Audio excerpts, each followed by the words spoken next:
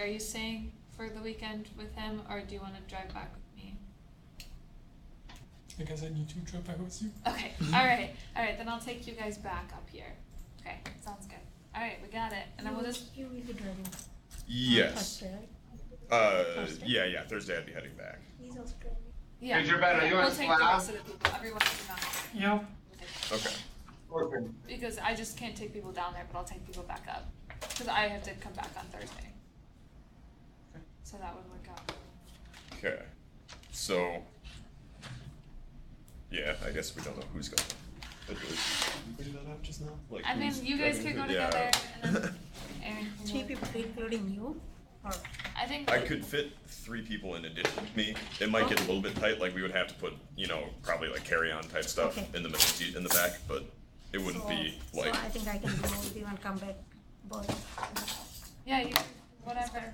Yeah, that works for me. Yeah. So I Saturday really and am okay. not opposed to whatever.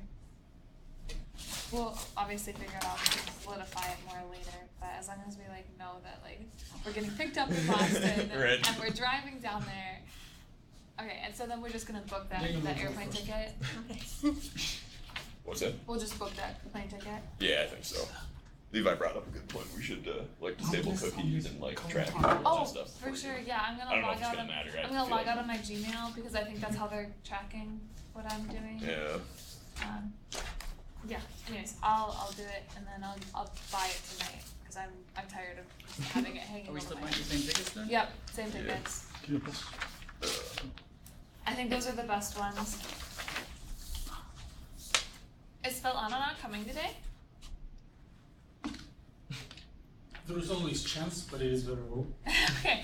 Yeah, she wasn't in the office today. I didn't think so. She was at the home office. Mm. Well, many thanks for being so self-organized. It is always nice to hear. Everyone did figure out how to travel? Yes. Excellent. Let's see. Yeah, because Fatima, Dude. the plane ticket is on the email chain. Did you see that? Yeah, I Okay. took a screenshot so you can at least find the Solid. flight Just numbers. find that same flight. Do we just want to try to do that all at once after group meeting today? I don't have my laptop with me. If we go back to I could do it on my phone, I guess. Yeah. Okay, I'll email them you then. Okay. Yeah, pretty much. Yeah, because I Normally remember. like the info. Or I could just do it on your And- laptop And email me afterwards. the Yeah. last couple So we of can just do that, yeah. You don't We even get 2 windows open Oh, at the same time. No way! So we do have 2 talks for today, and let me do a little disclaimer that seems self-evident, but often it is through routine is being forgotten. There is a disease of a freshman. So let me make a diagnosis. It is when you do research and you present part of it and forget about it. Forget about it, same as about exam. And when you do next presentation, you do it as start over. And third is start, no. Most of the projects that you are doing, it's year-long history. You accumulate more and more data and see best of them and best of your analysis. It's not like I passed the exam and I'm starting over. It's even if later you do a brief paper or brief presentation, it doesn't mean that you when I go to sleep, I wipe off my memory. No, you accumulate everything you do during the year or 2 years, at least since last your published paper. If you don't have published paper, then all your scientific life stays in your memory. Another little disclaimer. Is anyone who doesn't have a pen?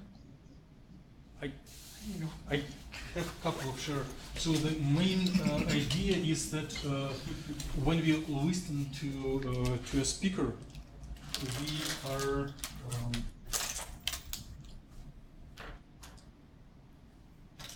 who? I don't. Thank you. More?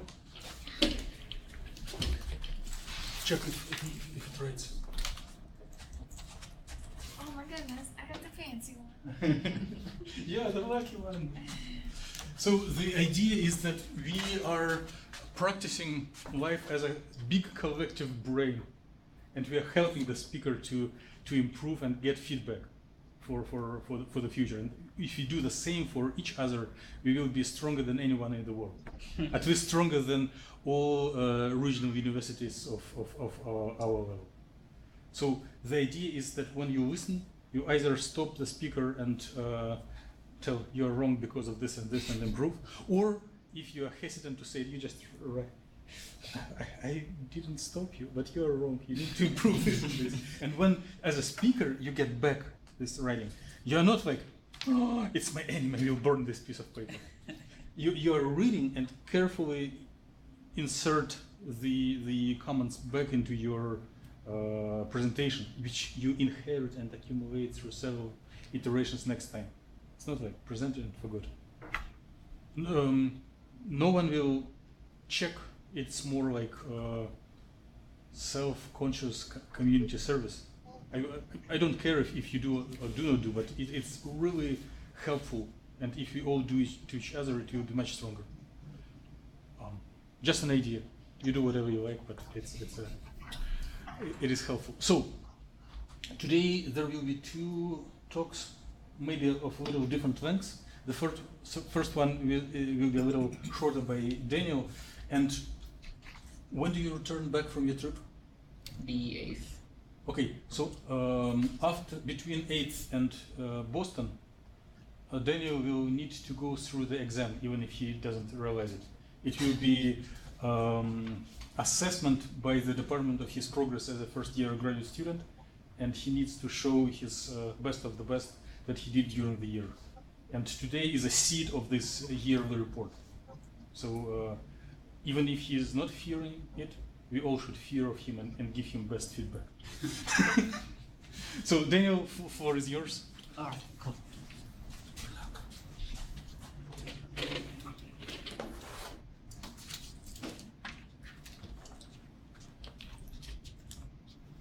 So I've been working with a two-dimensional thin film study of perovskites for a while. Usually in this case it's cesium lead iodide or cesium lead bromide, sorry.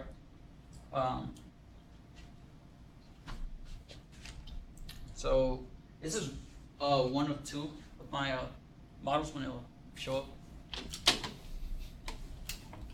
Well, it's not yet a model, it is you yourself. I'm not a model. Okay, it should come back to the image. Yes. So this is one of my models right here. It's a thin film. Wait, where are the goals? Where are the goals? Yes, how are you going to serve the community? Which discoveries are you going to make before you build the models? Where is the literature ready? So the goal of the study is to look into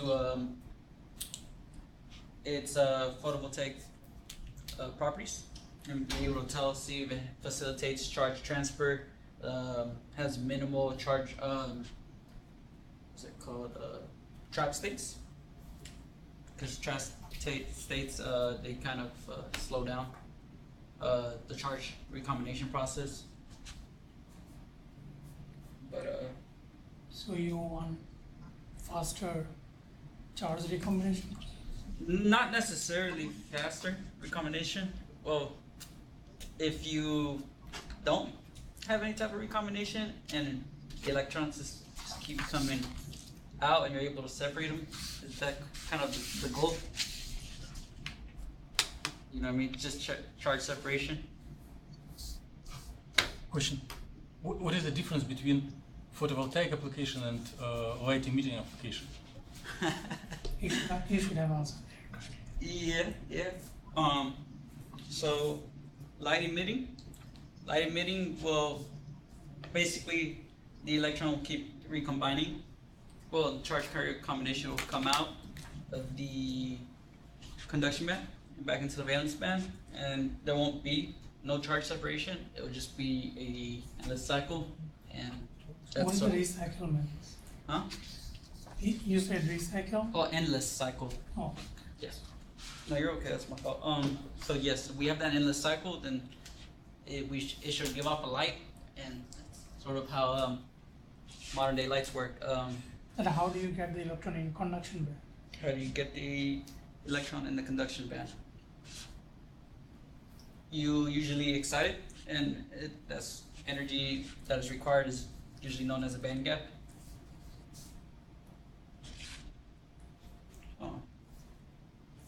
But yeah, these are my two models. Wait. So what are you going? Just summarize boldly. Which discovery are you planning to do? What discovery? Trying to see. Well, I guess the two models I have is a lead-rich surface compared to a cesium rich surface. So trying to see which one of the two would have the less amount of trap states, because having more trap states would hinder the photovoltaic process. Okay. Well, not necessarily photovoltaic. Some good properties. So you want to remove trap states. Yes. And what are trap states? Did you already introduce them? Well, trap states are part of the carrier recombination process, and electron goes through its ways, starts oscillating through the molecule, and instead of it finding its way towards the end, it finds itself stuck in a certain area of the molecule. Okay. Maybe not perfect, but in the right direction. Good. Okay, so you want to address this goal, to minimize presence of trap states. And in order to address this goal, you build some models. Yeah. Okay. Okay, go forward. Which models are you building? So I have two models, a lead-rich surface and a cesium-rich surface. Of which material? Cesium lead bromide, perovskite. It should be separate slide. Okay. Two separate slides. Okay, no problem. So yeah, essentially this is what my model looks like. Up down with the, I have it laid down to the side to show the interaction of the surface. This is my cesium-rich surface. So you see that the lighter blue color, it's kind of the same color as those. I should have changed them, but so those are our cesiums. The reds are bromides, and then the yellows are our leads. The two molecules that I'm using is acetate and ethylamine. What is the difference of first peak and second bottom? This one, these two, Mhm. it's the same thing. They're just laying down. I don't know whether you can see the surface from a top-down view or from that side of view, but it's the same. It's just a different angle. What is the title of the slide? What's the title of the slide? Yeah. It's my cesium iodide one. I didn't include the title. So dimension is not an issue here. Excuse me? I mean, dimension is not an issue here, right? Dimension. I mean, X, Y, Z directions, anything is this a parameter or is it important or not? Yes, it's of course it's important. I just didn't show it. Explain it. You can just index by finger. Oh, so the top down is the z-axis. Mm-hmm. That derives my x-axis. Then that into the plane of the board is my y-axis. So you're working on How much vacuum do you have? How much vacuum do I have? On which coordinate? I guess. It's periodic boundary conditions, right? Yeah. So I would assume if you're doing a thin film, you only have vacuum on one side. If you have vacuum on two sides, then it's not a thin film. Yes, I have a vacuum. So is it thin film? Yeah. Oh, okay. Yeah, my vacuum is about 15 angstroms, if I remember. So is that 15 angstroms on both sides or a total? Just on the z-axis. Yeah, but you have top and bottom of the thin film. So if you have 15 on top and 15 on bottom, then your vacuum is total 30. Total 30. 15 in each side or total 15? Just a total 15, I think. Yeah, I think so. What is the thickness of your unit cell? I mean your field. Thickness.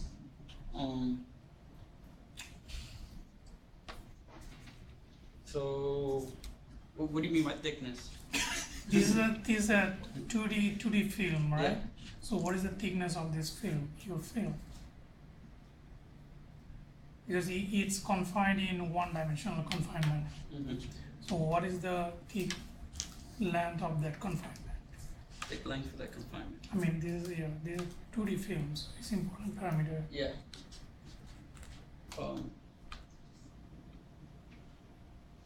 Guess I wouldn't really know how to even begin with that answer. Yeah, how to find it. What's the size of the unit cell for cesium lead bromide? Size of the unit cell? Yes. What is the distance between nearest sky blue atoms on your model? Oh, from blue atom to Yes. blue atom? Yeah.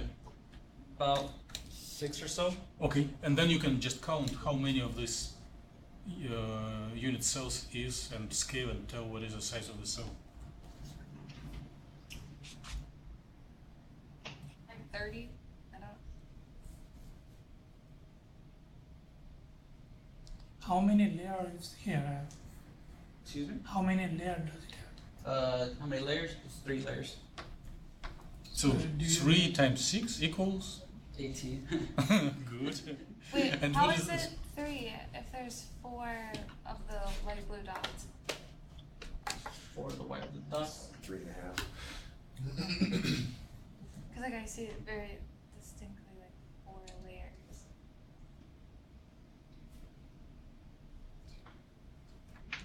It's 3 layers. For the fact that if we lay it on the side, see. Can See you it? point the layers out?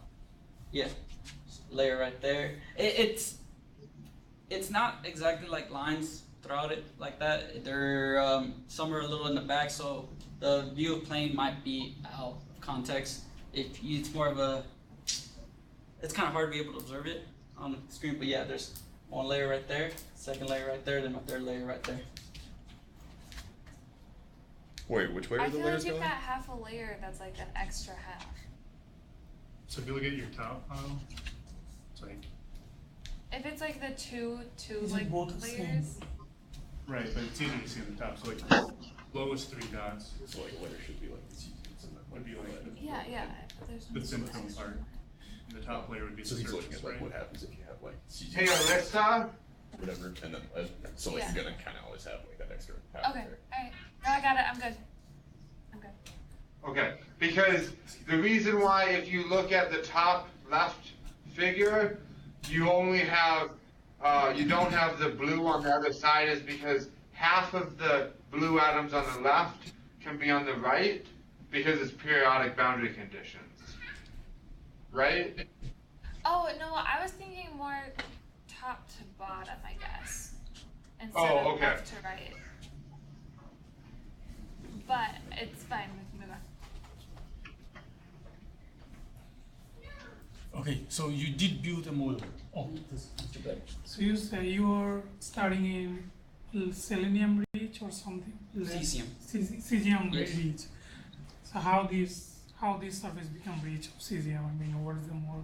Well, it's probably a good idea to separate it. But anyways, so at the surfaces where the ligands are attaching to the surface is an abundance of cesium compared to lead. So I have another model where the leads are high in concentration on the surface compared to cesium. So it'll be more like I sliced off a layer. As you remember, you presented journal club presentation on the surface layer. Yeah. If you use those kind of images, so it will be better to understand how it's working. What is those kind of images? Yeah, I'll look into that again. Okay. So are your ligands charged or are they neutral? They're charged. Okay. Explain more how are they charged. How are they charged? So the acetate ion is negatively charged, while the ethylamine is positively charged, and combine both of these, and sort of they'll make a PN semiconductor on the perovskite surface. This is conclusion that may or may not be supported by the data. Well, But- so far from what I've done yet. From your previous attempt, it is only one or pair of the ligands. If there are a complete layer of ligands, it may not be true. Might not be true. Okay. So, I'm assuming this is like to your committee, right? Or no? This presentation? It may be good to have not the actual system, but a schematic diagram, because I either missed it or I can't really see that there's two different types of ligands on the surface, and a schematic diagram tends to be very easy to perceive. So you can have like a chunk of your perovskite and then have ChemDraw and draw different ligands so that it's abundantly clear what's going on. Yeah, Does you that make presented a sense? similar paper last week, maybe a week before that. About You what? you presented a paper on perovskite, and they're showing that they're showing how 2D layer is become iodine rich or something rich and then like that. So you use that kind of image. That would be more understandable. Okay. Yeah. So committee members are like babies. You need to start from very beginning. Okay. They can be of higher like academic rank, but not everyone in the world deals with perovskites and this ethyl ammonium ligands. You need to start like you do for freshmen. Okay. And then you can ramp up and go for complicated material, but start should be always for general audience. Okay. Okay. And another question, is there a reason why you have your system upright and then turned like 80 degrees down? No, he just said it's just showing us. Yeah. Just to be able to point out the surface of the cesium rich, I guess, because I didn't think a top-down view would be all that helpful, just in case if I needed a second image. So the capping ligands are different for the top and the bottom. Why is that? The what? First, yes. First answer yes or no. Is that ligand difference top and bottom or same? They're the same. The same? Yeah. Is there a number of ligands is different on the top and bottom? How many ligands are on the top and how many ligands are on bottom? Is 6 or He's counting himself. There's 4 of each ligand. So I got On the top and 4 of each on the bottom. Yeah. Well, it's 4 of both ligands on top and bottom. Okay. And this layers of each layer of ligand on top and bottom has net total 0 charge, right?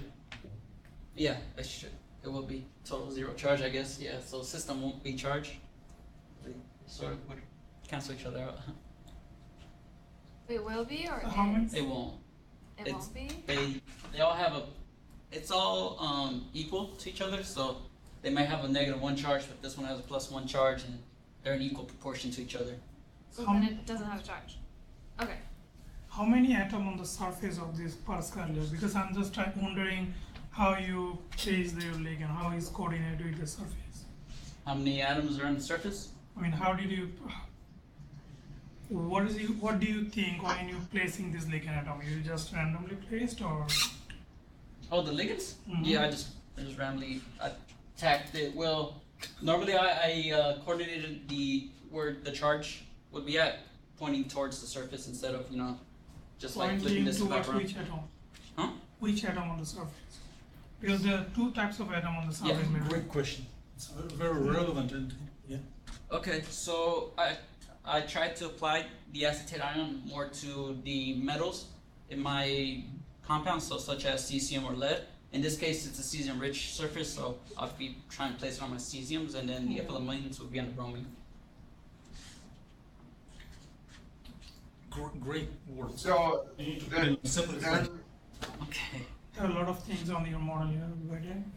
Yeah, I gotta.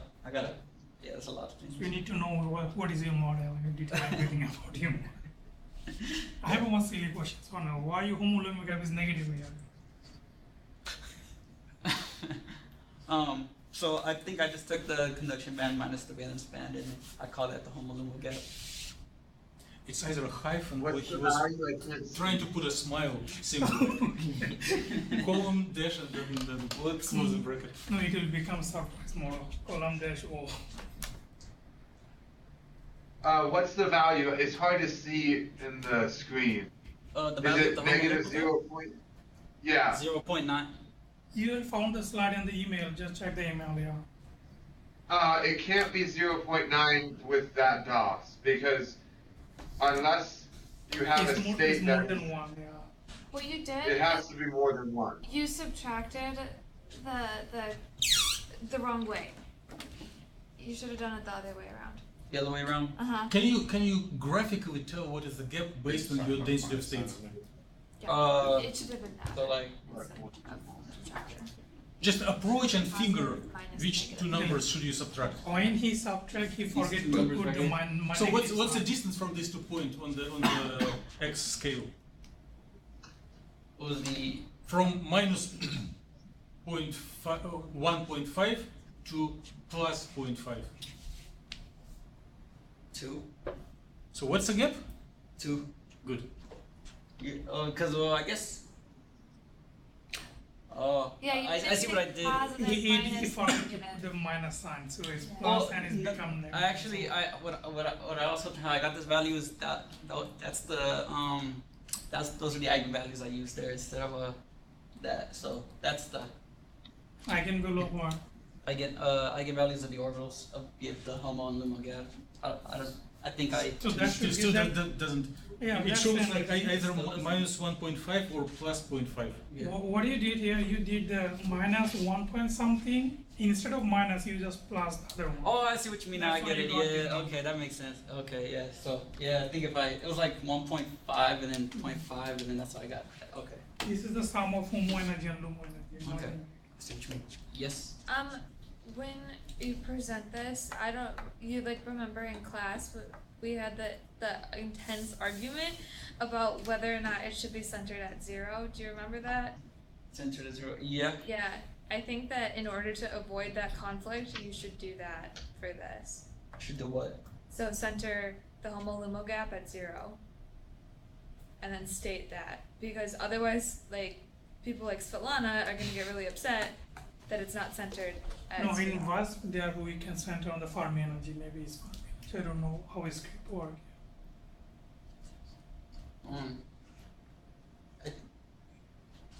If you subtract the same number from energy of each orbital, just shift the x-axis, then you can find such shift parameters that the 0 will be exactly between Homo and Lumo.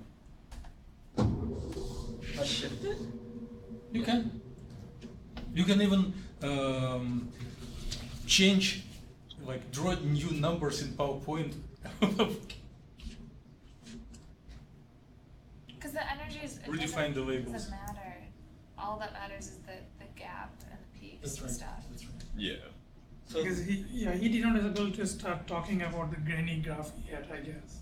He did not start talking about any graph yet. I guess I haven't even started. give Like, you him guys just floor keep to asking talk about, questions. you know. Yeah. But yeah, that's a good point out. So I still don't get why this should be close to 0, but or why it should be centered to 0. I do remember that Because it's That- it's the that's center. different. the center. But it's so easy to see the difference between the Homo and Lumo then. Oh, so like It's just like a visual pleasing thing. visual pleasing thing. Okay. All right. Yeah. I'll try to fix that up and see. I'll play with it. Okay. I'll see if I can make that happen. We Shouldn't be will too hard. start talking about that one. So so my other surface, the same mistake for the Homolumo gap, but it's good to know I learned from that. So but anyway, so here I have the absorption spectrum from this. Did you finish the task already? No, I haven't even talked about it. I thought you guys already short. But yeah, so the Homolumo gap was around 2 eV volts, and so for the most part, all the electrons are usually found in the valence band, or no, in the conduction band. I apologize. No, valence band. So what is the other significance of the shape of this unoccupied and occupied orbital gap? So what is the difference between? What is the significance of the shape of this occupied orbital being an unoccupied orbital? It's more intense than the unoccupied.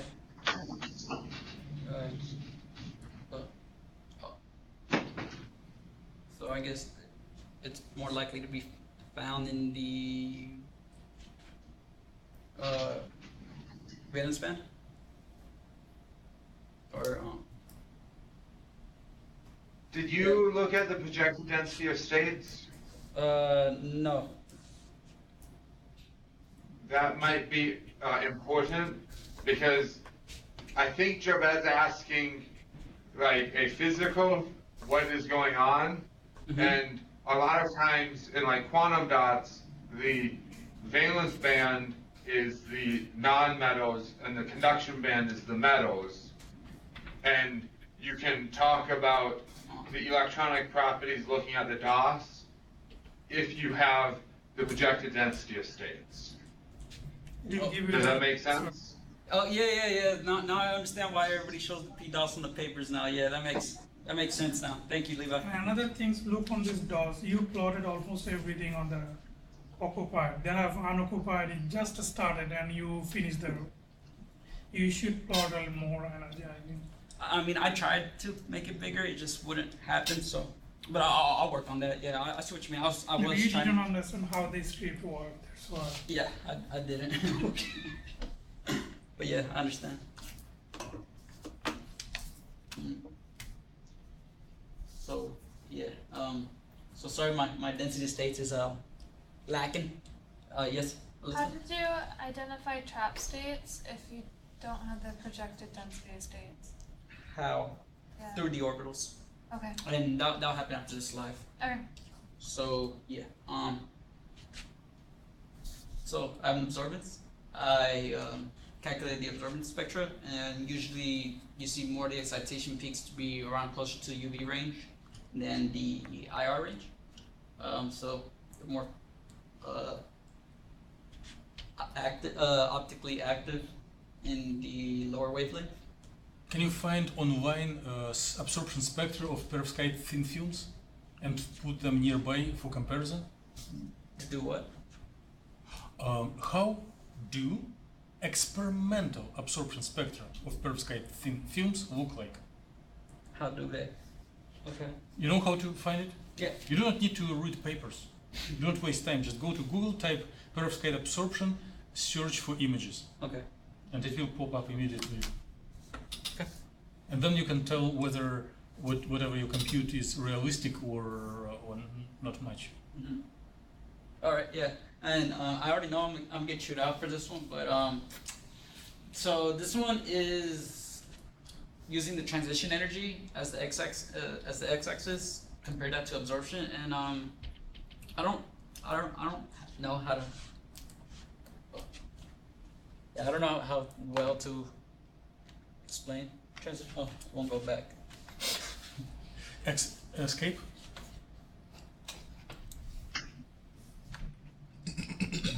Yeah, so can I know how to move that camera? I have a question. It's not a scientific question. Okay. Just wondering, what is the spectrum U113? Wanted to be? Why you didn't change the legend here? Wrong question. Do you know how to change the label? Would you ask again? The legend of these all graphs. Okay. So the absorption It should be spectrum? informative. Yeah. Why you are just a spectrum? Why? How to change the legend? Oh, How to change the words spectrum U1:3 to like yeah, my best. I see what you mean. I haven't got the slightest idea in the world how to do that. I forget that it's up there sometimes. I think. No, I am asking because you are going to present in the formal committee meeting. That's why I'm just giving you. No, I think I'm just gonna probably throw like a little white box over it and cover it. You know, or like white out on the computer. Sure. Well, then you need to put a You title can in. Then I need to put title. Sure. you can remove the legend. I forget what it is in GNU plot, but then it won't have any key. If you don't want to figure out how to change it, it's line command? It's not line, it's just a couple of symbols.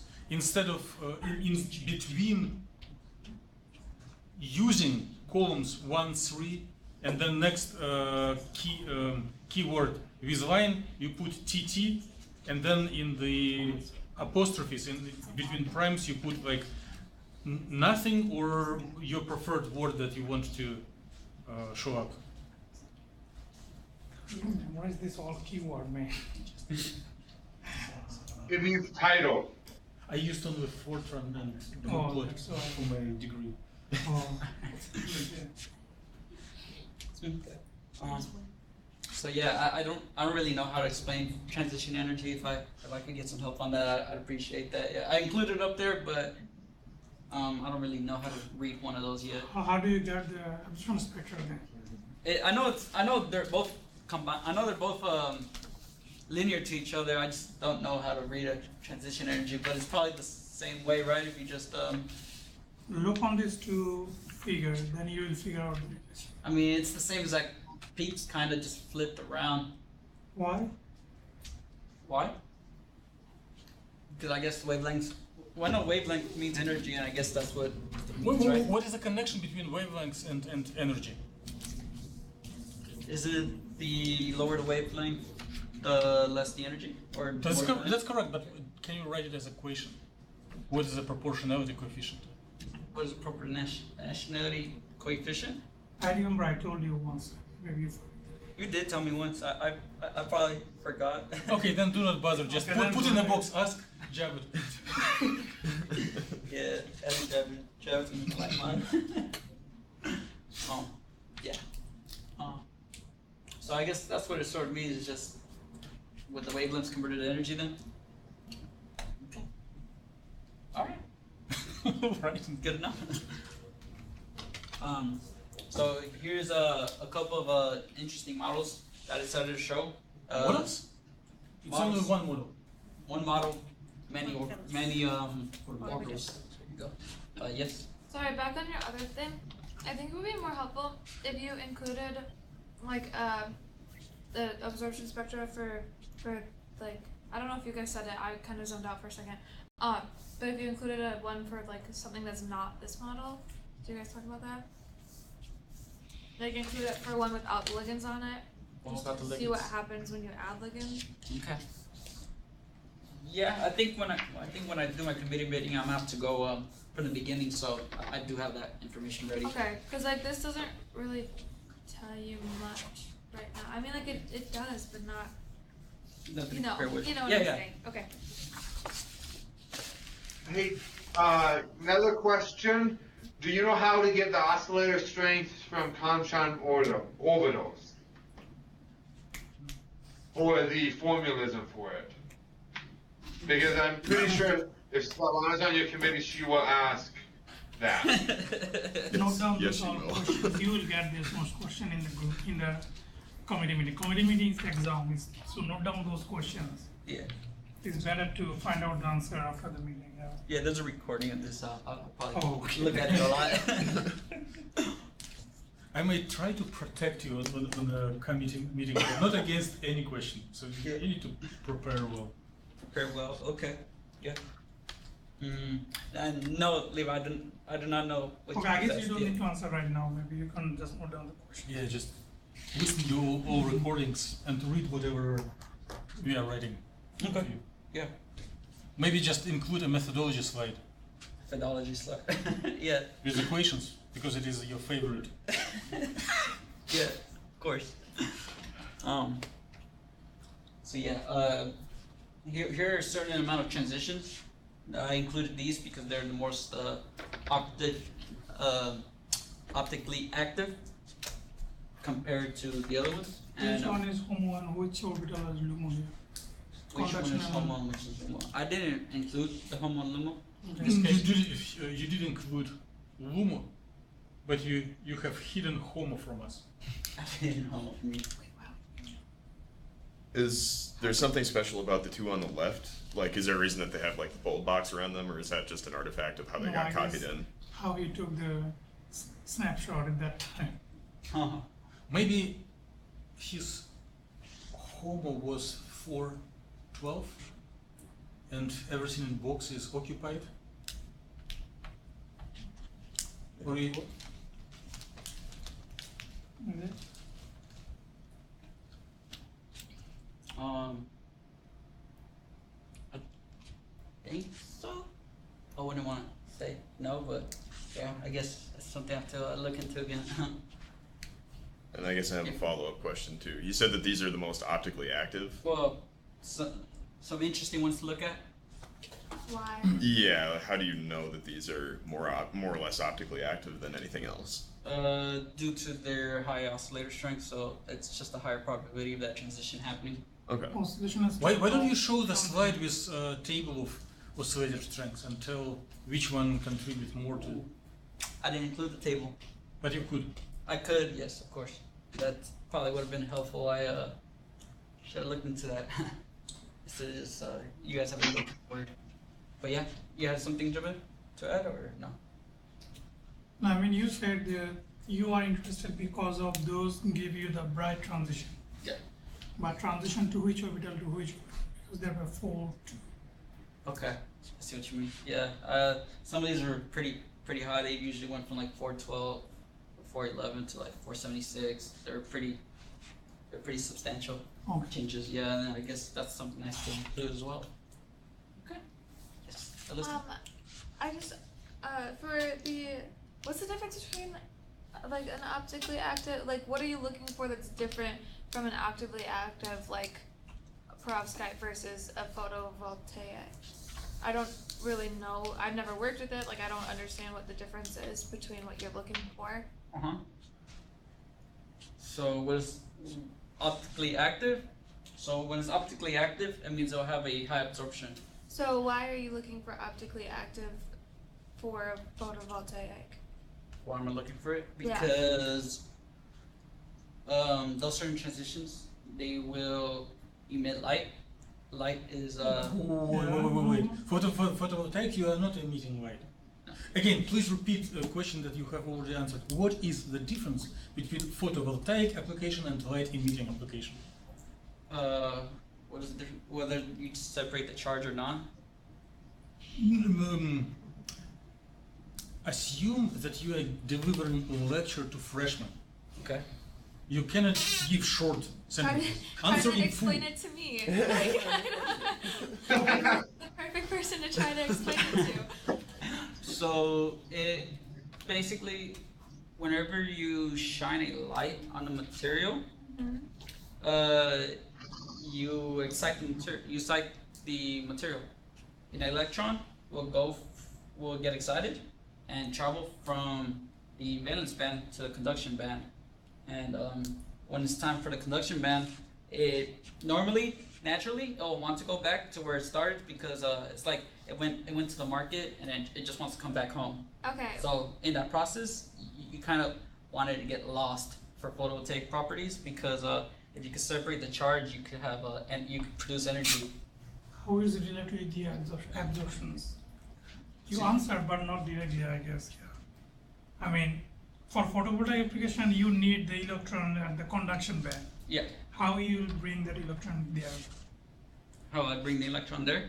You could bring excite it with a light. That's a hard question. It's the first part of a process. But after photoexcitation, let me answer because I'm tired too. So if it is a photovoltaic application, you have a circuit. Okay.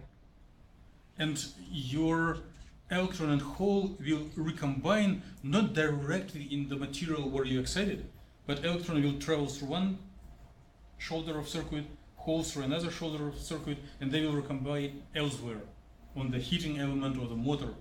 So they will travel far and recombine far, non-radiatively.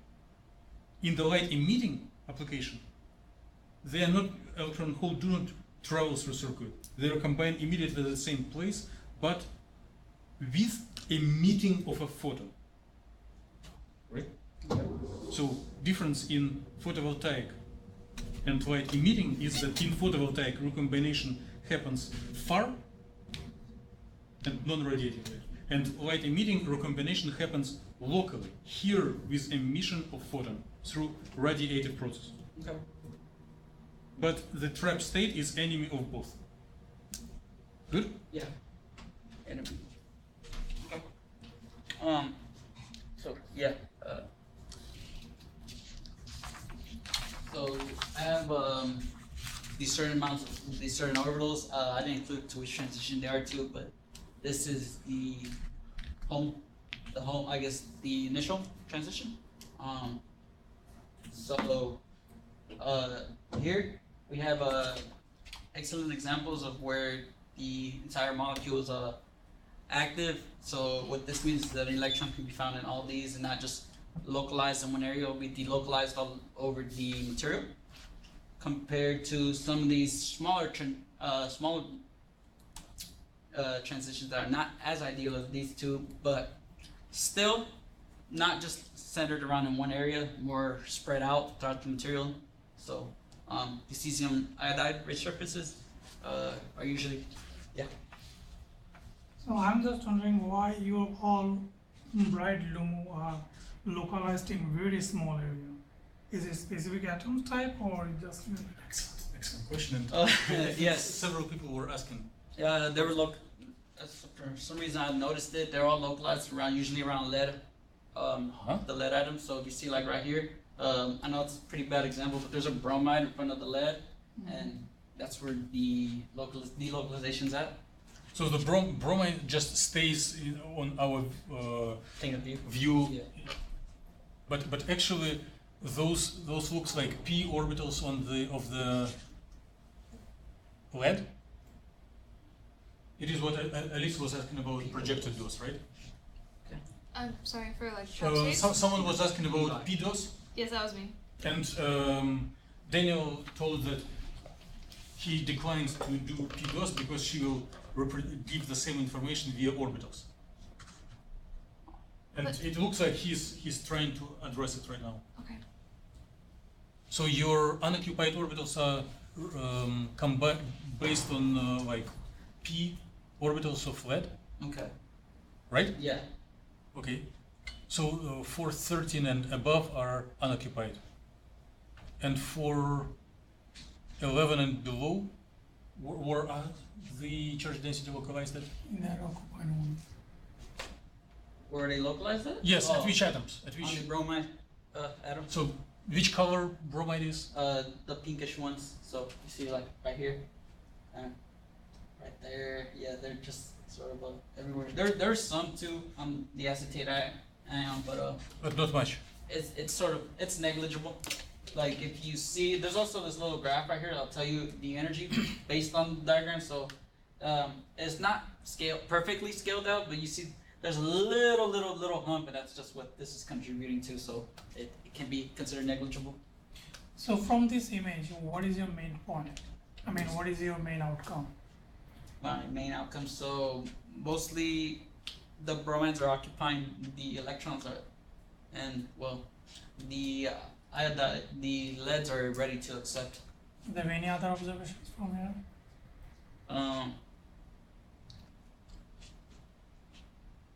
If you look on the ligand, is there any contribution from ligands? No, not hardly. I think there's some, just minor. For the most part, it's always just insignificant for the most part. What do you think is it positive or negative side for your purpose? It'd probably be a negative thing then, right? Because you sort of want orbitals on the ligands, or some type of delocalization on it. No. It's if there will be no charge density on ligands, it is a really great result. It's a really great result. Yes, you want Sounds to. good again. It is a main result. Yeah. In some sense. Okay. But do you know why is main result why is No. so important thing? No, it's good to know though, but I'm kind of curious to know now. Never was asked that. So continuing question of Javed. Oh, Alice. Yeah. Oh, I'm very confused. How do you tell, like, from these specific figures, how do you tell whether or not it's the photovoltaic or the light emitting? Or how do you tell that in general? Like, I guess he Which didn't say graphs? anything here. which process? I think I need to do a couple more calculations before I get up to that point. Is this Okay. just to see how the molecule reacts to where delocalization will occur and the probability of finding electrons. Can I try to answer? Yeah. Yeah. Well, if you, Daniel is studying fundamental properties of material. Okay. He's not building a device. If you would build a device specifically for target application, then you would add special functional groups. For example, as London is doing right now and Aaron did in the past, if you do photovoltaics, you intentionally add donor or acceptor compound on the surface.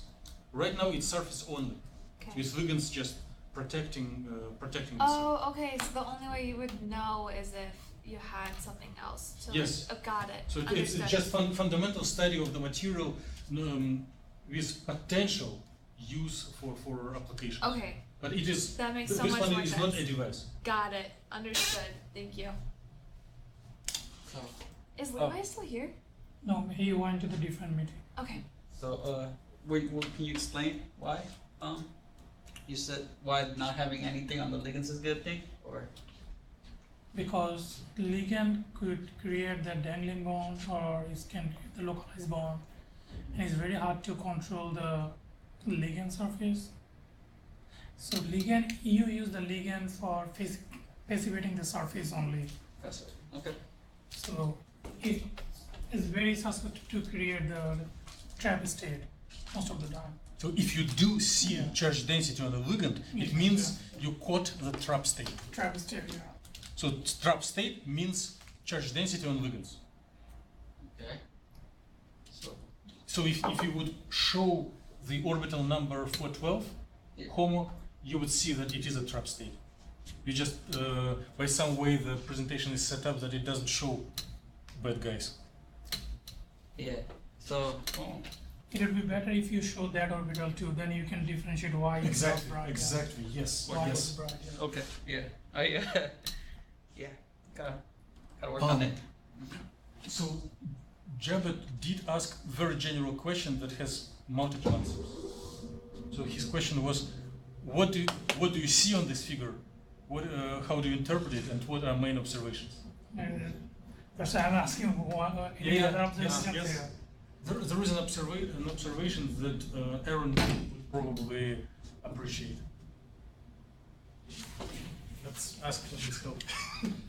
What do you what would you like on this images? How would you interpret it? Let's help Daniel. Charges inside the box, if you consider your perovskite. Yes. Like your box and ligands, like the surface of your box. All your blue orbitals are on the inside. They don't leak out. Can one? Yes, they do not leak out. Excellent. But can one interpret this box as a particle in the box? Are there any specifics about envelope function that can be seen by naked eye?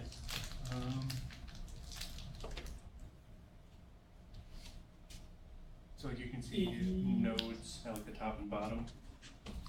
Let me show what I see here. 3, 2, Well, when there are 3, 411 and 403, I guess they have this.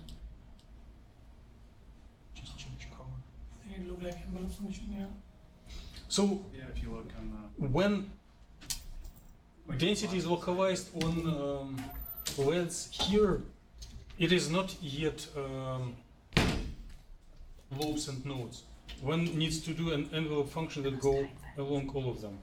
And there are only 3 layers, therefore this curve is represented only by 3 points.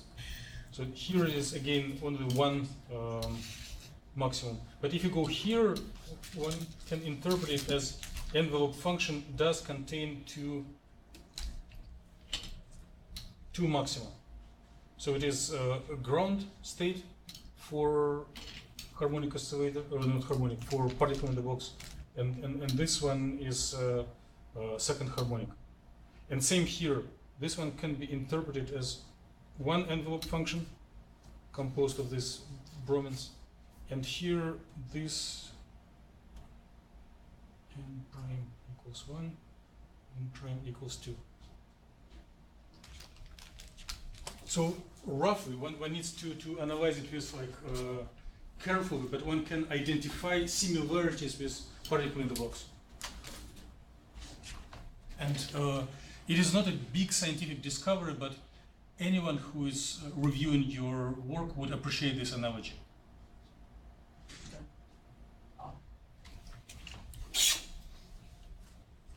They can relate it to particle in the boxes as the analogy. Mm-hmm.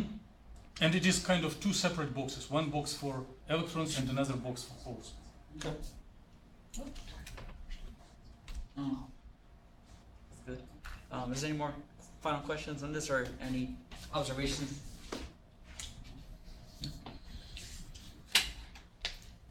So here's a second model that I presented on. So the Homolumo gap. Yeah, we're just gonna we're not gonna talk about that right now. You can just tell that it is a little smaller. It's around 1.5. Okay, so it's a lower band gap than the other molecule I have, the cesium iodide rich surface. But in this case, so the main giveaway right here is our gold or yellow. I'm colorblind, so it's kind of hard to see. So that surface right there is lead, bromine in that pattern. So same thing for the bottom one. So instead of using our baby blues at the surface, yeah. Why these, bottom images look like different, is like kind of triangular shape?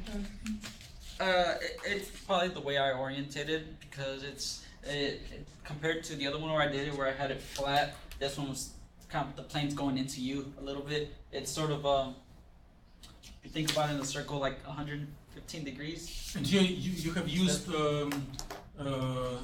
perspective view instead of orthographic. Yeah, basically. Perspective view from the top, maybe. From the original angle.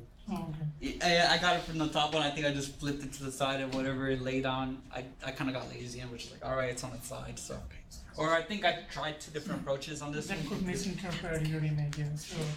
No, I think I tried a different approach on this second image instead of the first one, where I wanted to show this a little bit more instead of just giving you the flat perpendicular plane of view. That's just my one on that. But yeah, that's essentially it for these 2 surfaces.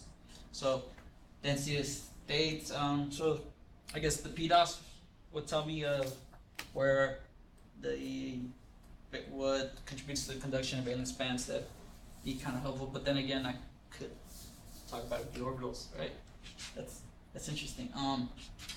So yeah, same thing with the spectra. It's pretty much closely related to my other one, except that it's not as intense. It doesn't have as many peaks, but it's still found around the UV range instead of the R range, so lower wavelength. Same thing with transition energy. It's just if you like electron volts instead of wavelength, but so here we talk about orbitals. So with the with my lead iodide rich surface, I believe my HOMO was found to be about 347, and then my LUMO is 348 and above. So yeah, these are more delocalized all around the whole material, with many of the orbitals being able to find. You see some delocalization on the ligands on a couple of them. So yeah, it's not as active until we get on to the LUMO part, where most of our charges are on the bromide. So it's opposite of what we found out on the cesium iodide surface. On the cesium iodide surface, we found the homos be able to, well, most of the charge being on the bromides. Well, in this case, it's flip-flop, but So yeah, I think for the most part this isn't as beneficial compared to a cesium-rich surface.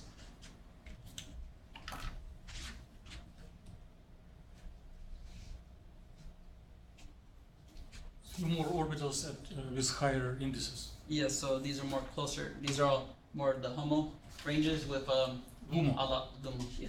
So this. So right here we have pretty much more significant. Well, then again, probably not because I probably threw up the ISO values too hard on this one.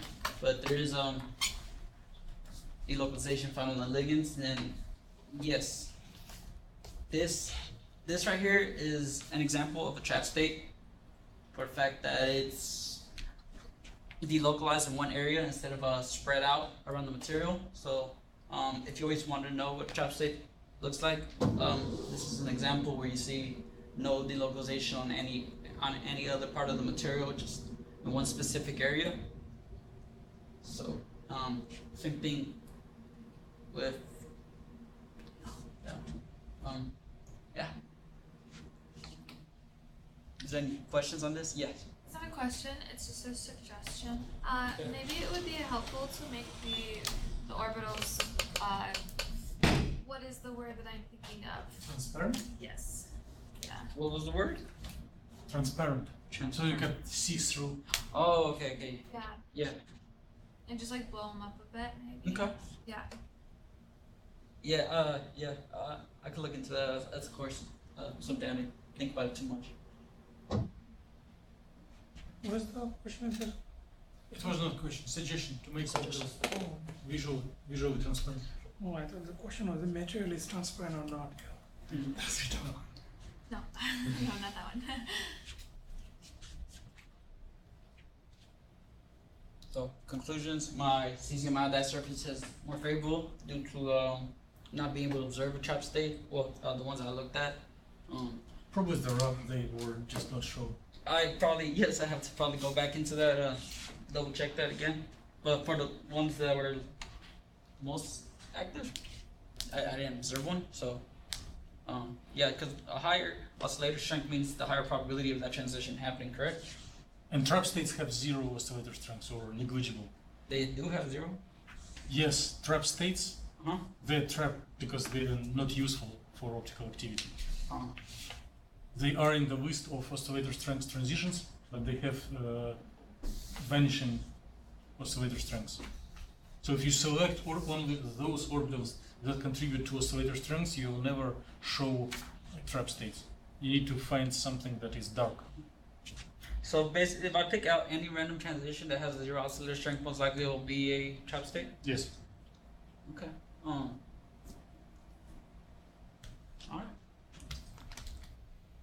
Yes. So what is your next goal? My next goal, so You want to read in here, but yeah, I just no, yeah. So hopefully, I try to get my molecular dynamics and non-adiabatic coupling. what you need to do that. Molecular dynamics. Well, before I could do adiabatic, I need No, I mean why you are doing these calculations. What the purpose of of this. Which discoveries are you going to do What are you based doing? on non-adiabatic dynamics? that? Yeah. Oh, based off non-adiabatic. Well, so from my opinion, from what I've learned about non-adiabatic coupling, it's basically isn't the pairing of electrons found in the conduction band. So the higher the coupling, the more probability that the electron will be found in the conduction band. Right? Because I don't. How does non-adiabatic dynamics relate to rates of cooling or rates of recombination? Well, the higher the non-adiabatic coupling factor found to be, the higher the recombination time, or the faster. You do not need to be specific. Yeah. You can tell that by exploring non-adiabatic dynamics, one can find rates of dynamical processes of cooling and recombination. Okay. That would be better if you put a line in the goal Instead. of creating. Yeah, of course. Okay. Yeah. Be more scientific instead of a plain. Yeah. Of course. I have one question on the previous slide. It's Okay. not a question, I'm just confused in whether. In the 353 image Yeah. orbitals, Okay. from the which direction you are showing this image? The same direction, all of them. So, how I explain the Isn't first. isn't it periodic in the what should I say? In the Z direction, in the X directions? Yeah. But if this layer and that layer is not look like, it's maybe because of how you're showing and in the X direction, I mean horizontal direction, is it periodic? It should be, I Yeah. guess, since it's the Yeah. same. It's only on the z-axis. where But this age and this age is not look like periodic to me. Write it down. Yeah, so it's maybe because of how you're showing the image, then maybe that's why. I'm not sure yet. Okay. Yeah. I'll look into that. Let's thank Daniel. More questions? On once. No questions one, no questions two, no questions three. No questions, but thank Daniel once again. So please, Daniel, it's your responsibility. Please collect feedback and then insert everything that everyone written into your slides. It could be a substantial amount.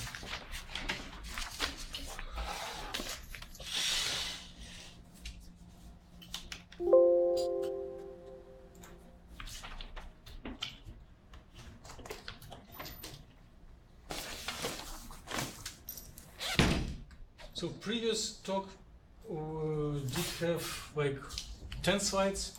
Next talk has 34 slides. And it is presented by Dr. Fatima. She is going to tell a story about her research of non-adiabatic dynamics. So please go forward. And Daniel may get some insight of what one can learn from non-adiabatic dynamics. So the main specifics that a lot of us in this audience try to do non-adiabatic dynamics, but it is typically done in the neglection of the dispersion of so-called K points. And for periodic solids, it's not always good approximation.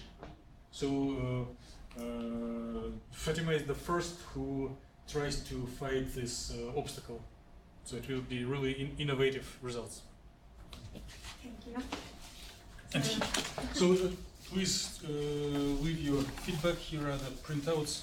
And first slide is it's not actually the first. It is one of the very dense slides with equations, which is printed separately. So today I'm going to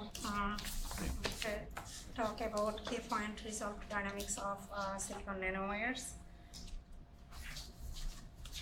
Here is the outline of today's talk. First, I'm going to talk about context and challenge, and then which methodology was used for this research, and then research findings, and finally conclusions.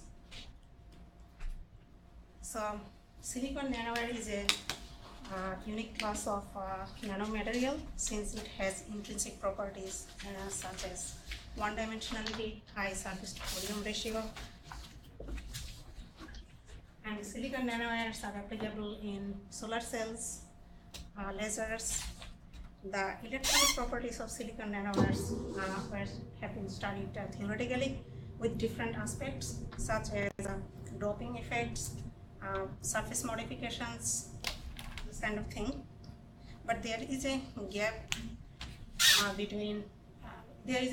remains in electron relaxation study for multiple K points.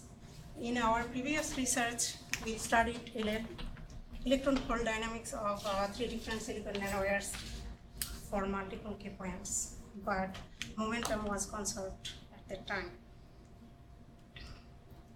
But the electronic structure of any periodic solid depends on K dispersion. Radiative and non-radiative transitions also depends on K dispersion.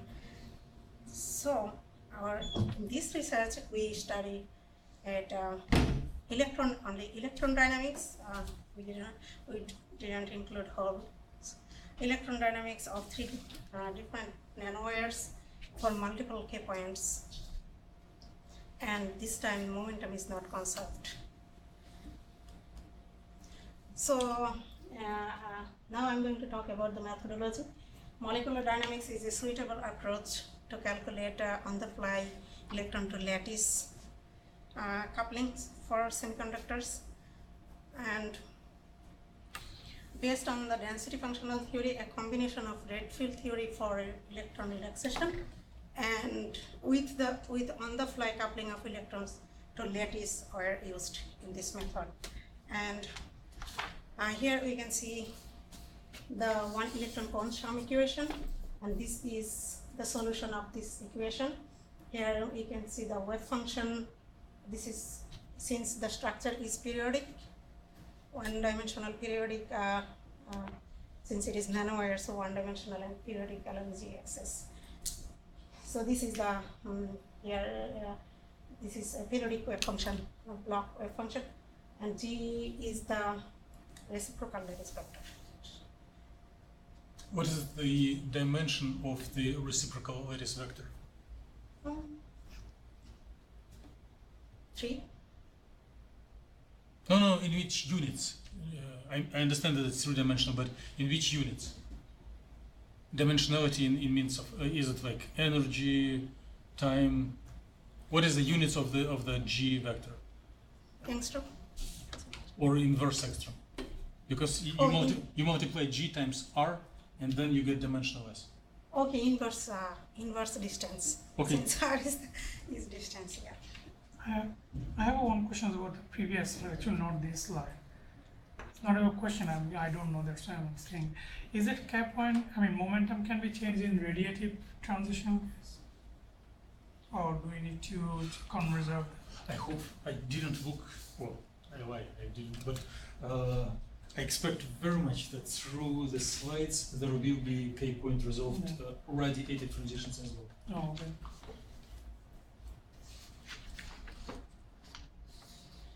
And here, this is the equation used for calculating couplings between electron and lattice. And here we can see this wave function is, this I is the orbital index at K point, at K. And this is another wave function. J is orbital index, and this is different K point. Here you can see K is not equal J prime, and momentum is not conserved. Here, if we apply light pulse on model, then electron travels to excited state, then come back to the band edge in LOMO. So when it comes back, it is non-radiative transition, so it passes some photons to the nuclear vibrational motion.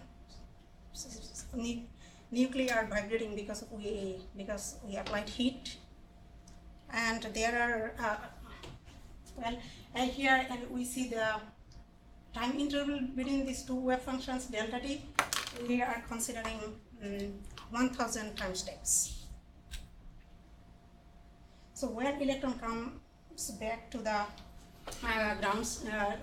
band edge LOMO, it coupled with the nuclear motion. So basically the photon coupling.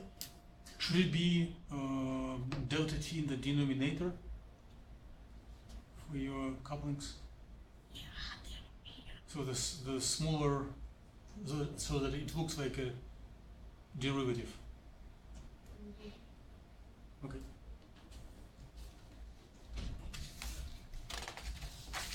And this is the autocorrelation function that we can derive from couplings. And here we can see the rates of transitions. Those can be derived from, Fourier transformation of the autocorrelation function. Should the argument be, if it is Fourier transform of like what is the argument of autocorrelation function? Should be frequency. Autocorrelation function. Tau is time, right? And upon you do Omega. Fourier transform, what is the argument of gamma? Should be frequency, right? Omega. Okay. And those rates of transitions combine to make a rate field tensor. And time evolution of density matrix is here.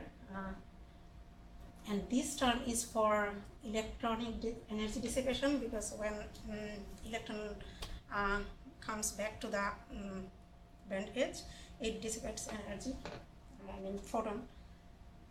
And this is the term von Neumann term or something. This one, the first term on the right hand side. Okay, there was a question in my last presentation that how many K points was in my band structure, because I have shown this one last time, so there is no K points. There was no K points here since I selected. I just had a fundamental question. So what is that 10011? I know it's like the way of how the shape is, but like, is there anything else other to that, like how it works, or? Yeah, it's the so if silicon is crystal, right? So if you take bulk silicon and you can cut in different plane, right? Okay. Suppose along x-axis, along y, along z. So this is the cut of the plane. So if it says 2 on the last one, 211, so it's cut twice on the x-axis? It's not x-axis, it's in the reciprocal. It should be the plane HKL, Okay. the reciprocal space. Okay. Which keyword one should look in Wikipedia to find it? Rabies, Reciprocal space, Or Miller? Yeah, Miller. Miller Miller indices, yeah. Okay. So take the inverse of that number, and that'll tell you a real space, like where it was cut. So 2 means it's cut right in the half. Okay. Like if it is 100, it grows, it propagates along x-axis. If it is 010, it propagates along y-axis. If it is 001, it propagates along z-axis. Okay. If it is 111, it means simultaneously propagates in equal measure along each of the 3 axes. Okay. So these are this was calculated for 16 K points, and I selected just a line instead of symbol. But here you can see symbols as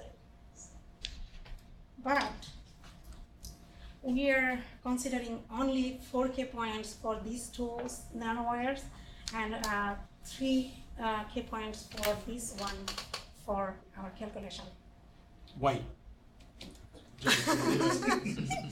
Because so our goal is to calculate the non-radiative lifetime of electron. For that we need to calculate rate field tensor and then electron relaxation rate. In order to calculate rate field tensor, we need to consider all the coupling files. So for each an electron is traveling from 1 K point to the same K point, 1 K point to another K point. So there are 16 possibilities here. For each possibility, there are 900 coupling files. So 16 times 900. This many coupling files we have. If we consider more K points, then it will be expensive. Too numerically expensive. Yeah. And also there are maybe another answer from this slide and previous slide. Yeah, because if you look at this one, the shape pretty much same. So we can consider 4 because they are not deviated too much. They are in line. Fatima? What's your x-axis or X-axis, on this diagram? Point. Oh, it's the K point? yeah. We can measure. And what is the dimension of your x-axis? Units. It's a nanometer, a distance, or vector. Well, for each of your nanowires have different lengths and different values of momentum, but in each figure the range changes from 0 to 0.5. Can it be dimensionless? So like if your k vector, same as an introductory slide, if the dimension of your reciprocal light is 1 over distance, and then if you convolute it with size of the cell, then it will be dimensionless. 1 over r times r. Yes, yes. Okay, So here it is dimensionless momentum.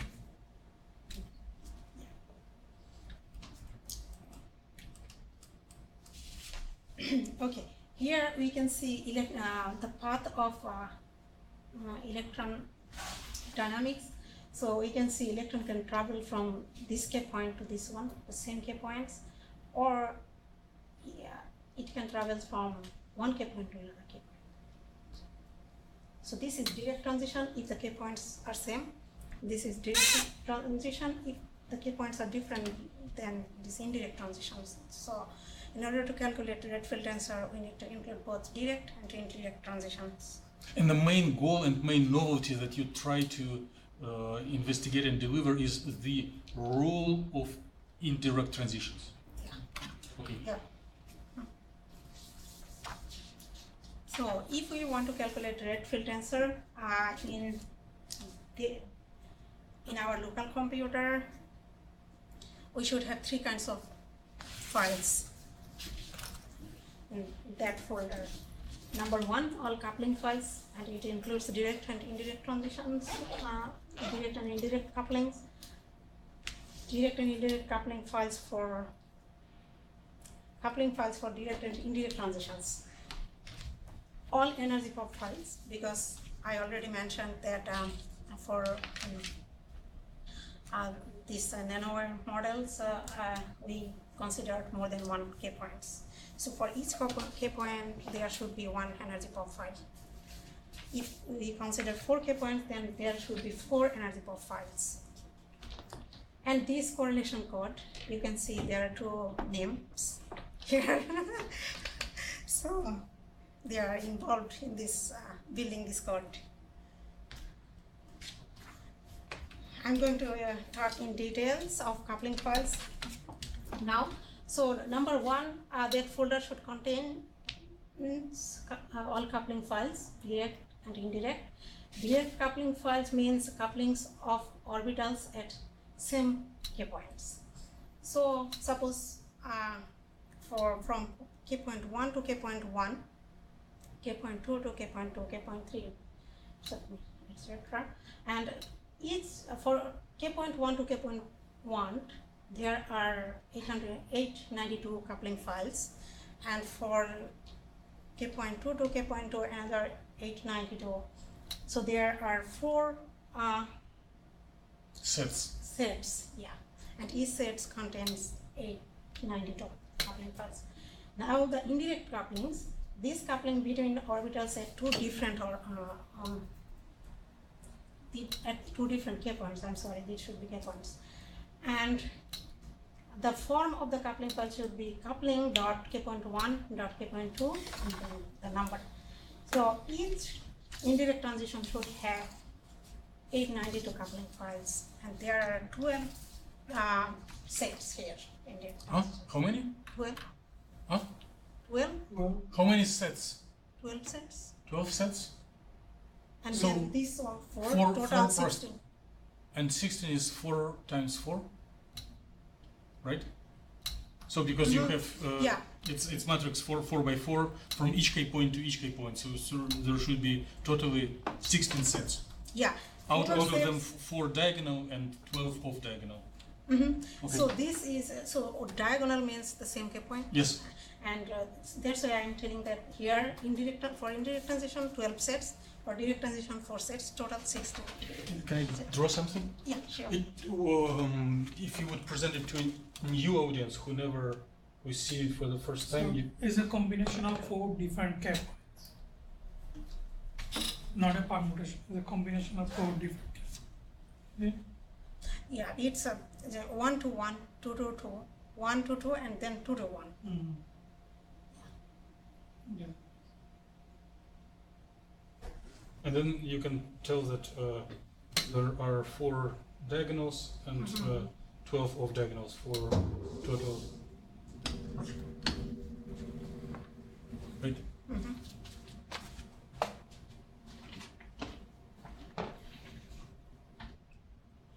And number 12, all coupling files. So for silicon nanowire 100 and 111, there should be 4 energy profiles for 4 different K points. And for nanowire 211, there should be 3 energy profiles for 3 K points.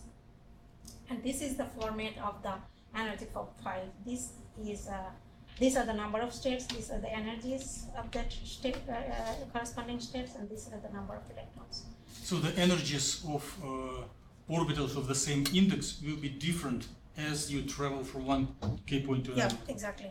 Mm-hmm.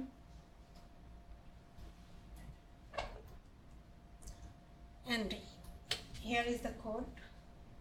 So last time there was a question about this, this one and this one. So actually I took a snapshot only for a few parts, not, it is a big file. So it first it combines rate field tensors for direct transitions. I mean here it like for diagonals. Diagonals, and then another for loop for this off diagonals, indirect transitions, and finally all of them are fed through a single super tensor. So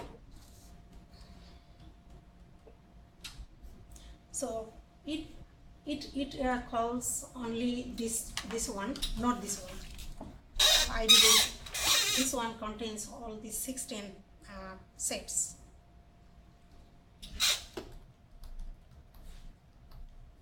And finally, once we have 16 states, then we feed all of them to a super tensor, this one. So we introduce 2 super indices, a big I and big J, and all of them are here. So the final form of the 5R file is, it contains like, so the matrix is R 1 1, so transition 1 from 1 K point to 1 K point, and then 1 to 2, and then 1 to 3, and 1 to 4, then and the second row 2 to 1, 2 to 2, 2 to 3, like this. 4 by 4 matrices, this one. 4 by 4 matrix, this one.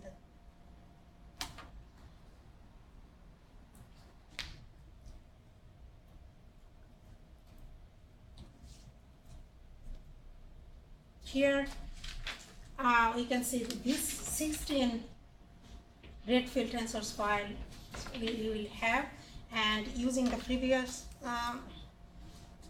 this code, we are getting this 5R file, and this is our final file.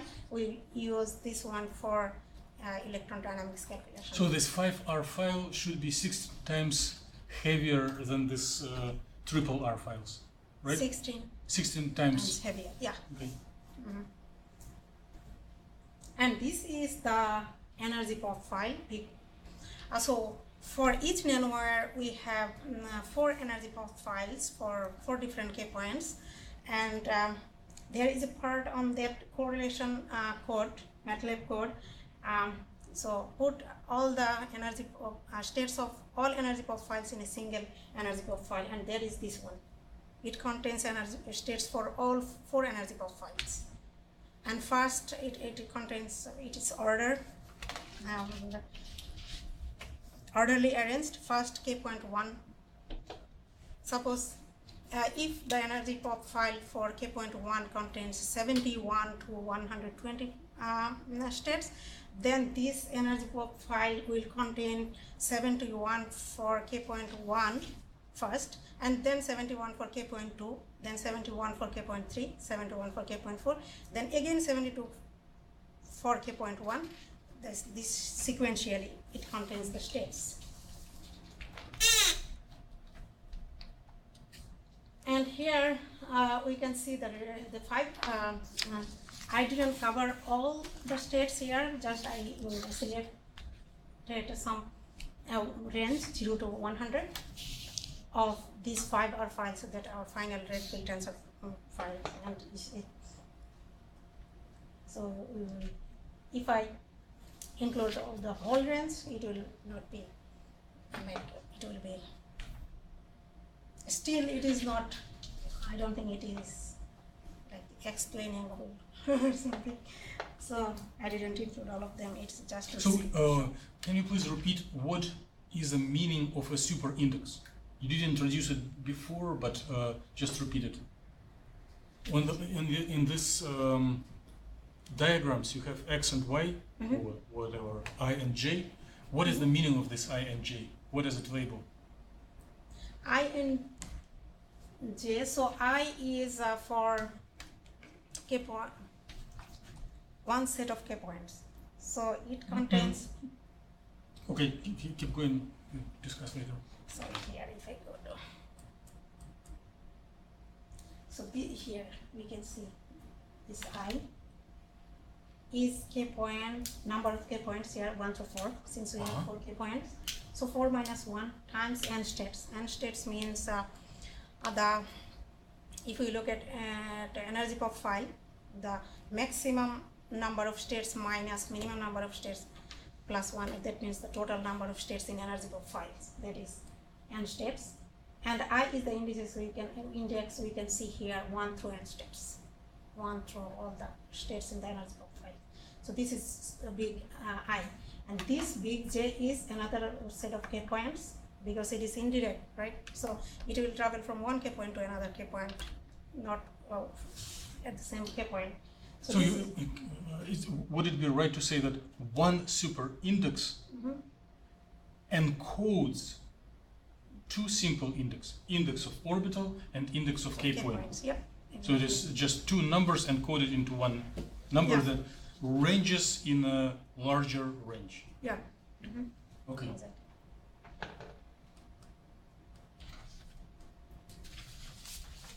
Okay. Once we have the supertensor 5R file and energy pop file, then we can put them in a single folder, and there is a MATLAB code for dynamics calculation. So all of them should be in a folder in local computer again. And if we run this MATLAB code, we should get electron, the rate of transition of electron. Here we can see the snapshot of this code. This is, this whole state is kind of messy. Since we are not interested to whole right now, we are only concentrated on electron states. So there are probably some bug related to the EEE-PPP energies of holes. Yeah, for silicon 100 model, it works just fine for hole, but for the other 2 models, there is something I need to fix that. Oh. IHIE. It is not a number of orbital, it is super index. How do you select them? Okay, so it is super index. As I said, in energy pop file, this final energy pop file. which contains like all of the states for 4 different energy pop. I took the number from that final energy profiles, which contains energy profiles for 4 different K points, and this 65 is it is from So you need to divide by 4 and find the and remove the rest of division. So what is 65 divided by 4? 16. 16 and 1. 17. So it is orbital number 16, K point number 1. Am I right? Orbital 16. No, I believe 17, then 1. Huh? Like, what is the orbital number? Is it like Lumo plus 15, K point number 1? How to interpret your Yeah, yeah. Exactly. So, or whatever, Homo minus 15.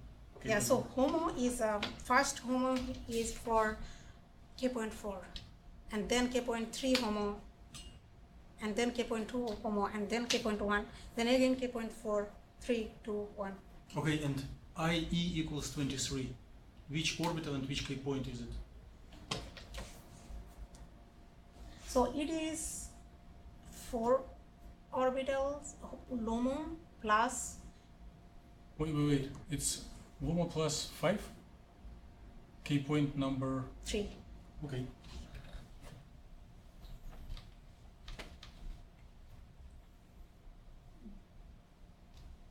Yes. And Does then, it make sense or It would know before, just 4 in this Huh? case, because you have 4 K points. mm-hmm. So if you had 3 K points, it would just be. Divide by 3?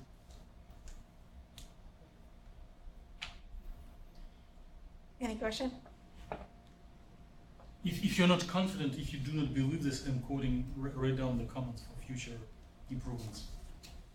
At least there are a couple of people who believe that it's correct, but if you don't, write your concerns. I guess, is there a reason that you numbered these this way, but you numbered like your super indices basically in a different way? These numbers, you mean 65, 23? Yeah, well, because the way that you numbered your super indices, you would be modding out by the total number of orbitals, and then taking the remainder to find out your. Oh wait, maybe that is the same. I don't know. Yeah, you can move on.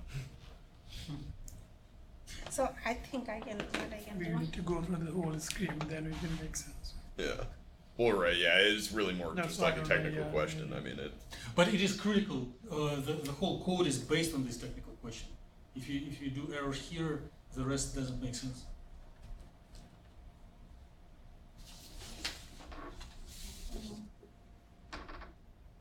Yeah, it would be numbered differently because in the way that you did your super indices, if you increment it by 1, you'd be incrementing by an orbital each time, and then you'd eventually loop to like the next K point, and then you'd loop through a bunch of orbitals again. Whereas this way, you go through K points, and then you move on to the next orbital, and then you loop through a few more K points, and then you move on to the orbital. So the final energy profile looks like this one. So Homo, this is for K.4, this energy is negative, right? Negative something. And the above and top of this is Homo for K3, K.3, and this is for K.2, K.1. And this is for Lumo K.1, K.2, K.3. And it repeats. Does it make sense?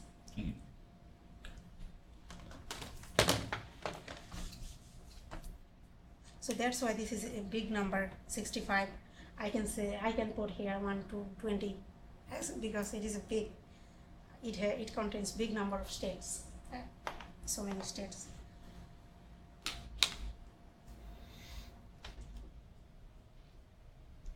And here is the thing. So here we can see in this video clip how electron travels from one K points to another K points.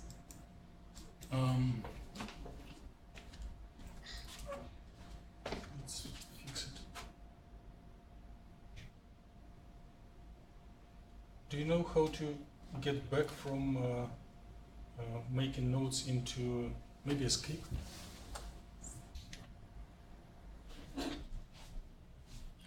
Three.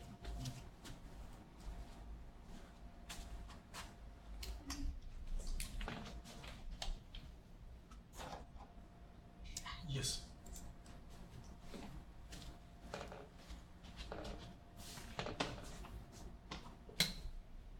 So that's how electron travels from one K point to another K point.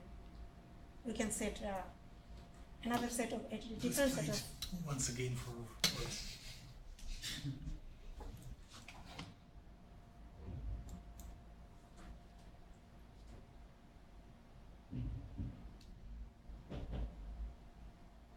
So what are your red dots? Key points. And they're just plotted for the Lumo. Let's play it once. Maybe do you know how to loop a movie so that it repeats again? Yeah, it's a setting when it's up in like the top menu bar. You need to put that in running. Okay, next time you may do it, but let's play it once again and discuss. So this dots are changing. Mm-hmm. Is it distribution, like pointing which energy and which K point are mostly occupied at the specific instant of time? Aaron is, it looks like he's interested in definition of these red spots, how to define them. So these are the key points. No, I mean, what is the red things? So are they like charge density or occupation? Yes. Is it density? meaning positive charge? I mean, negative charge. Initially, it was like green color, right?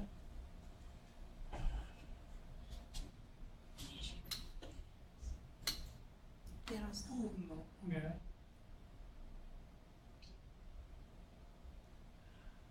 Oh, okay. So initially, the red dot was 1 on the top. Right, Then it distributed to the 3 different K points. right. And then So that means charge is relaxed to the 1 K point, 3 different K points. why do they all have the same intensity though? Do they all have the same population? That's another version. It can be Or is it- degenerated. They're equally occupied. So what is the red line doing there? It's the path of transition. So this is just a one set of K points. We can set different K points here and Let me try to cooperate, and I can be wrong, but let me try to just put an equation right.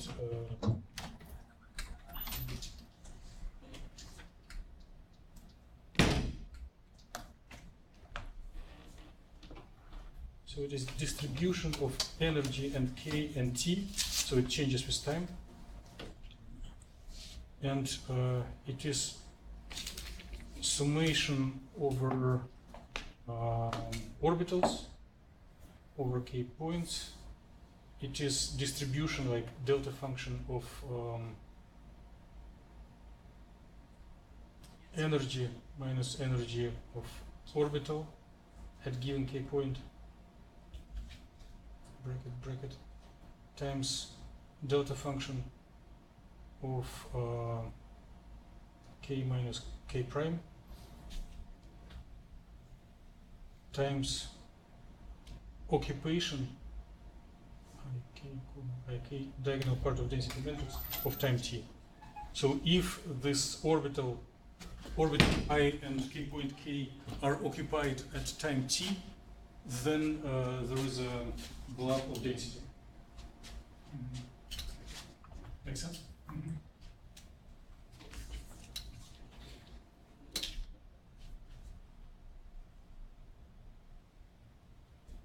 And here we can see for silicon 100 nanowire model, these are the interested number of steps that I have used for calculating relaxation rate of electron. So you're scanning through different initial states and record the rates of cooling. Yeah. as function of initial condition. And for other two nanowire, also this. So, as Do you have movies for all of the nanowires or only for one?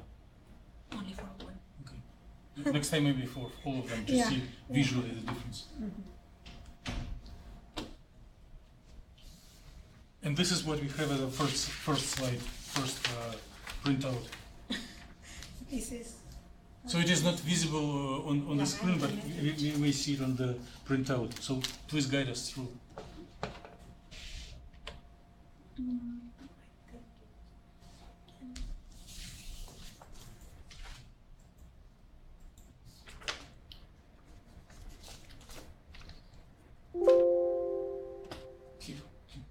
Click OK.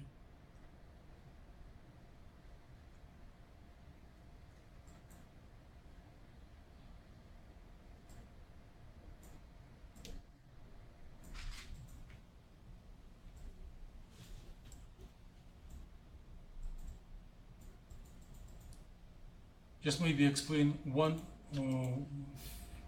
example, one line or one cell in this table, and then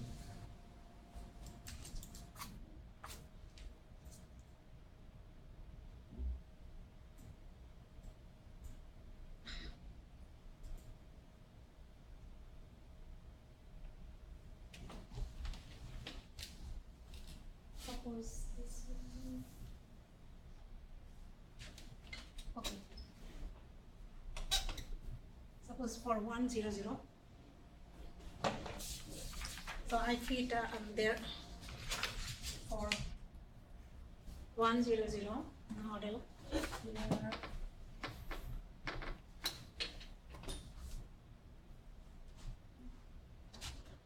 let me try to tell, and you will correct me if I'm wrong. So for each model, you're trying to develop a lot of data for rates as function of initial conditions. And for this set of data, you're trying to find fitting function. Yeah. Okay, and this fitting function is different for different nanowires and different key points, and therefore your fitting functions are look differently with different parameters. Yeah. So if I go, so if we look at here, this K point 0.16, we can see here is the energy range and the fitted functions. So for each K points, we can see the energy range and which function was fit, which equation was using to fit this energy range and the values of the parameters. This side is for direct transitions and this side for indirect transition. Yeah, so if I, it would be clear if I show you the next slide. Suppose, so this one is for 100. Can you please run it to the full screen? Sure.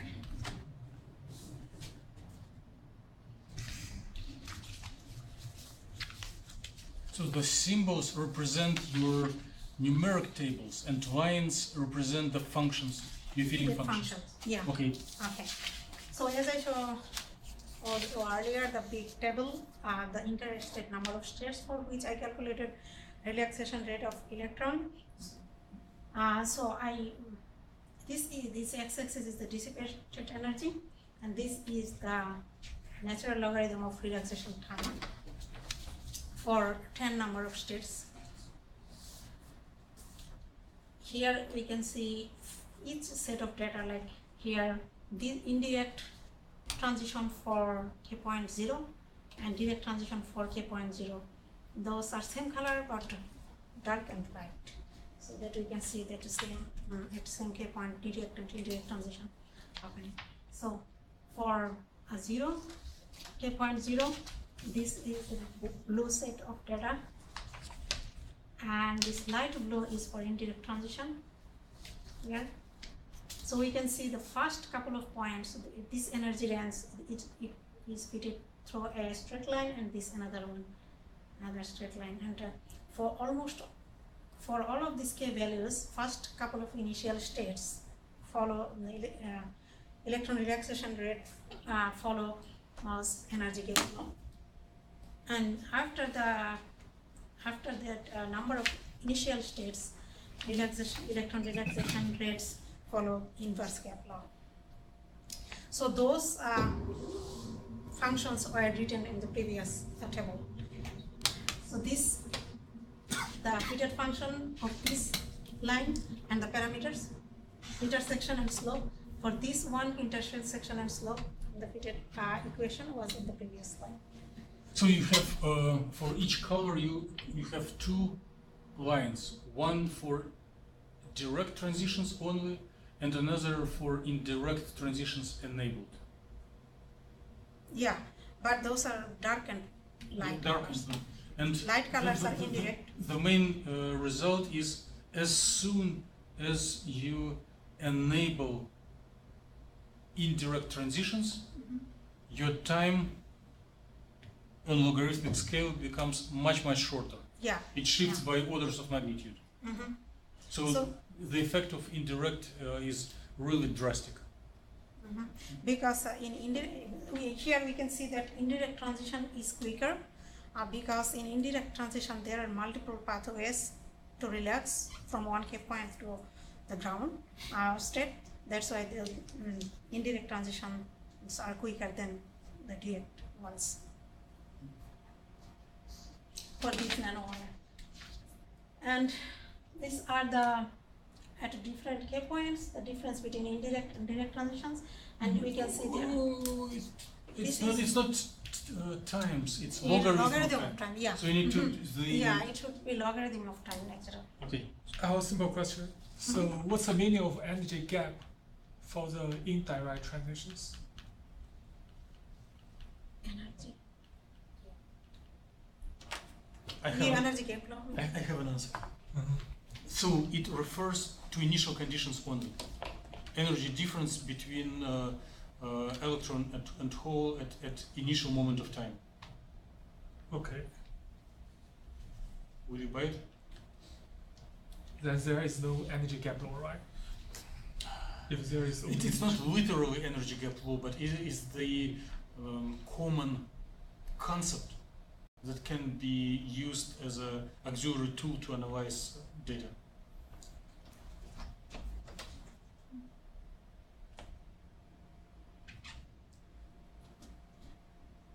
And for these first 3 K points, this is pretty close, and this change is linear.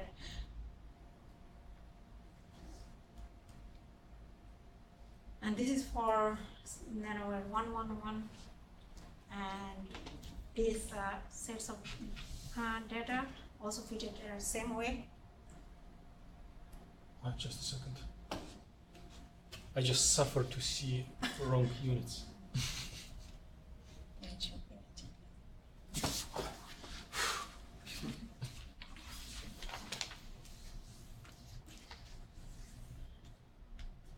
And this trend of drastic difference by orders of magnitude holds for all nanowires. For this one, as 111 and 100, but for this one, looks like direct transition is quicker than indirect. I don't know why. Direct is quicker. I don't know why. We should not include it into the paper. Okay, interesting. I don't know. Okay, and what are your conclusions?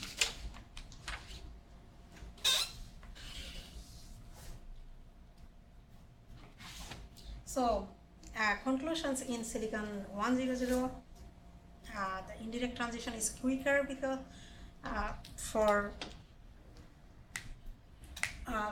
indirect transition is quicker than direct transition, and the difference is almost constant for 3 K points except the 0.5, and it changes, the difference changes linearly. Fatima, what is gap law? Gap law, so electron relaxes quicker if the energy difference between the states is relatively closer. I mean, like an electron relaxes from one state to another if the energies of these states are close. I mean, you know what I mean? If the energy difference is big, then it will not relax quickly. So as a curve, what would it look like? Let me translate into chemical language. If the activation barrier is 0, reaction is quicker. Okay. Yeah, activation barrier is here the energy difference. So if simply if electron wants to relaxes from the higher state to the LOMO, then it will take time compared to if electron relaxes from the lower state, like suppose LOMO plus 1 to LOMO. So in some sense it is declaration of resonance condition. If they're in resonance, then it is instantaneous. If the off resonant is slower and slower. And so in indirect transition, electron gets additional pathways to relax. That's why the relaxation is faster. And for almost all K values, for in first couple of initial states, relaxation rate follows gap law, and after that relaxation rate follows inverse gap law. And almost the same thing for silicon 111. Indirect transition is quicker than direct transition because there are additional pathways to relax. And for K values, there are two regions. First region in first region, electron follows the relaxation rate follows the gap law, and then after that relaxation rates follow inverse gap law.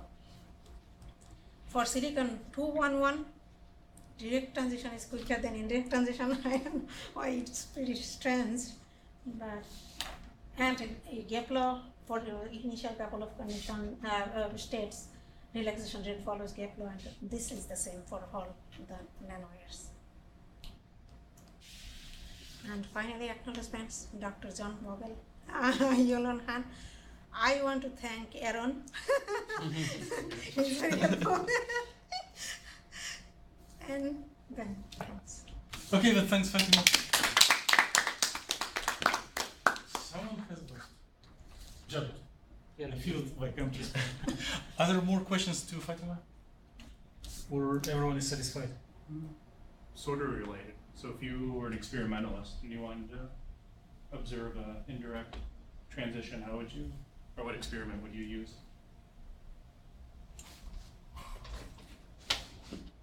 Transition. An indirect, like a phonon-assisted, non-radiative relaxation. If you're going to put this in a paper, that's probably something someone would bring up. You'd have to do some sort of femtosecond. Spectroscopy. Maybe. Or you'd have to be able to like measure like phonon modes. Because if you do an indirect transition, that's going to activate some mode somewhere. I'm not sure exactly how you would measure it, but that's what you would look for. Any ideas? There's some spectroscopy. Yeah, which spectroscopy? Obviously not scanning. Oh, that's microscopy. No, spectroscopy. I have an idea. It's one of the most expensive spectroscopic equipment.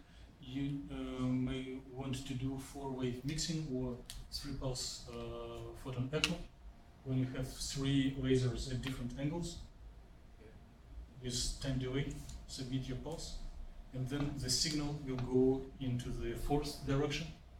And by changing relative angles of the incident lights, you establish the relations for the k vector of the outcoming pulse. So, and Does it depend? You have to change angles because it's like reciprocal. Yes. So it is. You can determine the momentum of a photon. And then and then through conservation law, it will indirectly affect the momentum of electronic degrees of freedom, and then it will emit a photon. You are the again. only participant in the conference. Thank you. And it can be a relation, one can establish this connection. So it should be possible, but very not easy. Have to make better friends. Yeah. More questions? If no, huh? I have a question. Yes, please. Because before I have the impression that the simulation for a very large cell with just gamma point is basically the same as very small cell with multiple key points. Yes. So it seems after this work, so it is not necessarily true. In order to prove it, Fatima may want to enlarge her simulation cells 4 times and check if the rates will stay the same.